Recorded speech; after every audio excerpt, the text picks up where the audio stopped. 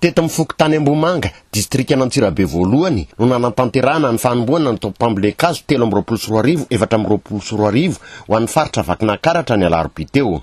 Ny famotoana teto avokoa ny hery rehetra avy amin'ny distrika 7, ny fitaly avy amin'ny paritra rehetra, ny mpitandro ny filaminana, ny mpianatra, ny orinasa samihafa, ny olombotendry sy ny olombofidy, ary ny avy amin'ny fiadidina ny faritra Vakinankaratra izay notarian'ny gobernora. No safidiany ity toerany ity no izy mamaly ny lohahevitra no raisin'ny fitondram-panjakana dia ny hoe ny ala no antoko ny angovo sy ny rano. Eto toerana daholo izany rehetra izany, sady misy ala eto no misy rano ary famokarana angovo ihany koa.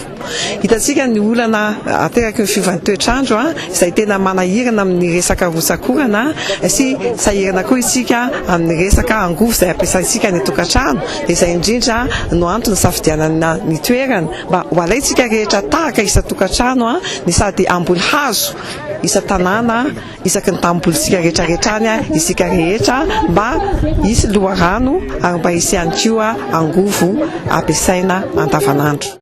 Izao dia tafiditra amin'ny fanatanterahana ny vinona fitondram-panjakana amin'ny fandrakofana ala ny Madagasikara sady adina amin'ny fiovaovan'ny toetrandro.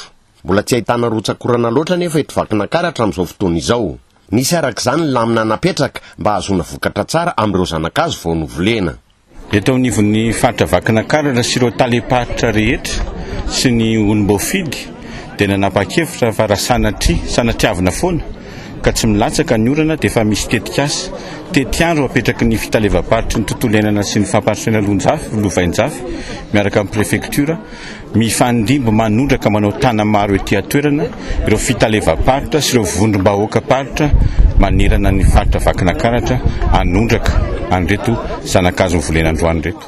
Zanakazo 590 fototra, 3 karazana, dia ny kesika, filao sy freine no novolena tamin'ity fotoana ity.